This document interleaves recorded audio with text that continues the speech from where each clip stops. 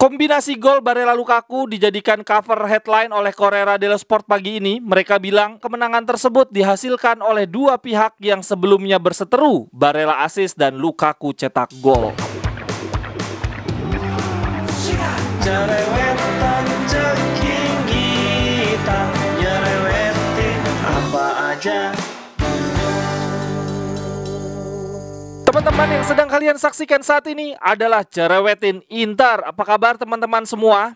Di tempat gue tinggal nih, kota Bekasi, hari ini langitnya walaupun agak-agak gelap ya, awan mendung menyelimuti, kadang ada gerimis tipis-tipis. Tapi kemenangan Inter dini hari tadi atas Porto membuat hari Kamis gue udaranya terasa segar banget. Walaupun fans sebelah gue lihat-lihat nih agak-agak nyinyir. Mereka bilang kok lawan Porto aja menang cuma 1-0 sih, apalagi Portonya cuma bermain dengan 10 orang. Tapi menurut gue sekali lagi, kemenangan atas Porto dini hari tadi adalah sebuah kemenangan besar. Karena laga yang kita mainkan dini hari tadi adalah Liga Champion ya. Liga Champion tidak pernah mudah. Terlebih ini adalah babak 16 besar knockout. Porto adalah tim yang berpengalaman di kompetisi Eropa. Lalu mereka terbiasa mengalahkan raksasa-raksasa Italia. Mereka pernah mengalahkan Juve dan Roma di babak 16 besar Liga Champion, lalu menyingkirkan Lazio di babak knockout Europa League, dan bahkan musim lalu Porto mengalahkan Milan di babak grup Liga Champion. Ingat loh, musim lalu itu Milan lagi kuat-kuatnya. Milan adalah peraih Scudetto musim lalu, tapi takluk juga dari Porto. Terlebih lagi, Porto saat ini trennya lagi bagus-bagusnya, menang di 10 match terakhir, bahkan mereka tidak terkalahkan dari Oktober tahun lalu. Jadi situasinya kurang lebih seperti ketika kita menaklukkan Napoli. Kita mengalahkan lawan yang sedang superior, yang lagi tangguh-tangguhnya. Sehingga gue berani mengatakan bahwa kemenangan atas Porto punya nilai yang sangat besar. Secara keseluruhan menurut gue kita layak mendapatkan kemenangan. Pertama karena kita mengontrol permainan dengan baik,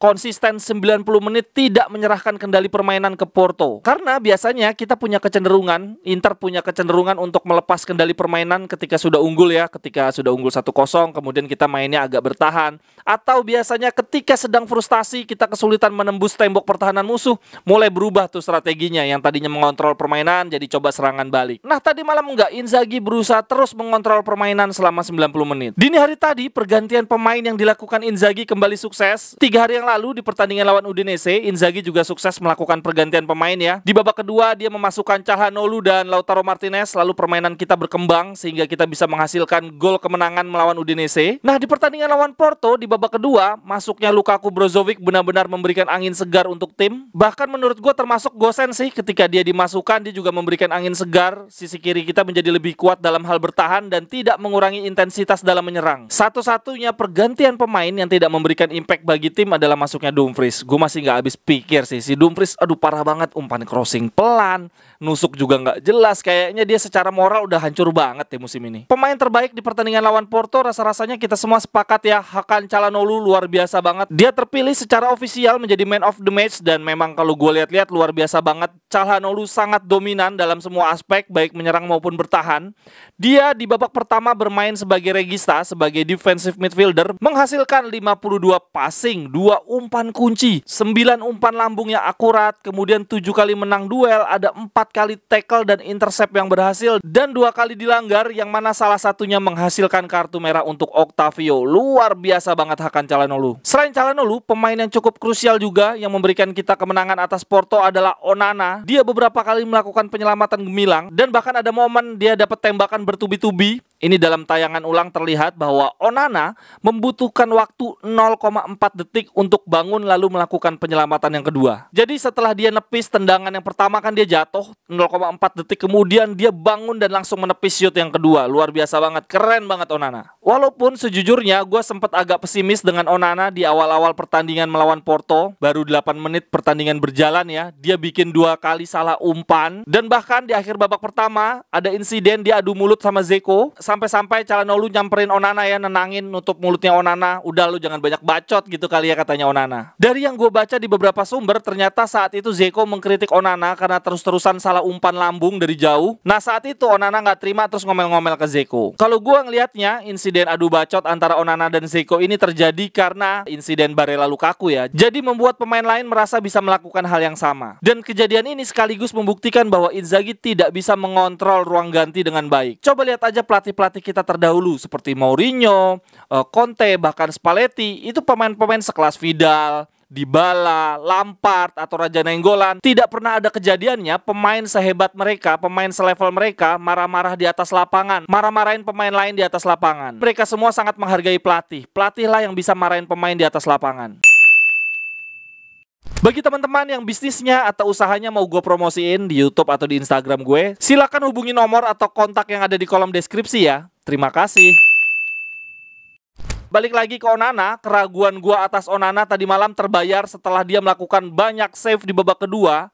Onana sendiri secara statistik adalah kiper yang paling banyak melakukan penyelamatan di Liga Champions musim ini. Dari 7 penampilan, dia 4 kali clean sheet dan melakukan 33 kali penyelamatan. Paling banyak di antara kiper-kiper lainnya. Namun dalam hal clean sheet, Onana bukan yang paling banyak. Di atas Onana masih ada Sigmund Mignolet, kipernya Brugge. Gol kemenangan kita atas Porto diawali dari visinya Brozo. Dia mendikte permainan, menjadi sutradara. Dia punya 3 pilihan saat itu, antara umpan lambung ke kotak penalti atau distribusiin bola ke sebelah kiri, tapi dia akhirnya lebih memilih kasih bola ke Barella yang ada di sisi kanan. Kemudian Barella langsung crossing ke kotak penalti dan disambut sundulan tajam Lukaku. Dengan beratnya yang 103 kg, Lukaku lompat lebih tinggi dibandingkan PP. Bola sundulan Lukaku sempat membentur tiang, tapi bola muntahnya langsung disambar dan masuk ke gawang. Kombinasi gol Barella Lukaku dijadikan cover headline oleh Corriere dello Sport pagi ini. Mereka bilang Inter mencetak brace malam ini. Yang pertama, kemenangan atas Porto. Yang kedua, kemenangan tersebut dihasilkan oleh dua pihak yang sebelumnya berseteru. Barella assist dan Lukaku cetak gol. Kita sebetulnya bisa cetak lebih dari 1 gol menurut gua. Di awal babak pertama sempat ada peluang, Lautaro tidak ada yang menjaga. Sayangnya sundulannya jauh di atas Mistar. Lalu sebelum turun minum, kembali kita mendapatkan peluang. Sundulan dari Bastoni menyambut dari bola corner. Wah, itu tajam banget sundulannya. Tapi mampu diselamatkan oleh kiper Porto dengan luar biasa. Wah, itu refleksnya gokil sih. Itu diselamatin pakai apa? Pakai lengan ya. Bisa-bisanya dia refleks kayak gitu. Tapi momen hampir gol yang paling epik terjadi di babak kedua. Saat itu Brozovic yang baru saja masuk memberikan umpan ke Calhanoglu, lalu Calhanoglu ngasih bola ke Lukaku, lalu Lukaku memberikan umpan tarik mendatar di bibir gawang Porto. Sayangnya Lautaro nggak bisa menyelesaikan umpan cantik itu. Kehadiran Brozovic di babak kedua benar-benar ngasih impact yang nyata sih. Dia masuk langsung ngasih 2 umpan kunci, salah satunya berbuah gol. Selain Calhanoglu, Brozovic dan Onana, satu pemain lagi yang penampilannya luar biasa dini hari tadi adalah Darmian. Lagi-lagi Darmian menjadi pembungkus sayap musuh. Ini ada momen dia melakukan tackling yang luar biasa bersih, elegan. Waduh, ini Darmian harusnya masih bisa dipanggil di timnas Italia sih menurut gua. Kemenangan selisih 1 gol di kandang sendiri ya itu bisa dibilang sebagai modal yang cukup baik, tapi sayangnya belum aman. Sebetulnya gue berharap kita bisa menang dengan selisih 2 atau 3 gol. Dengan kemenangan yang cuma selisih 1 gol ini, gue jadi penasaran nih pendekatan Inzaghi nanti di leg kedua di kandang Porto akan seperti apa. Apakah dia akan tetap dengan gaya permainan yang sama, menguasai pertandingan 90 menit atau akan mengendurkan serangan? Tapi yang pasti gue cukup optimis karena kita punya pengalaman di musim yang lalu. Kita menang 1-0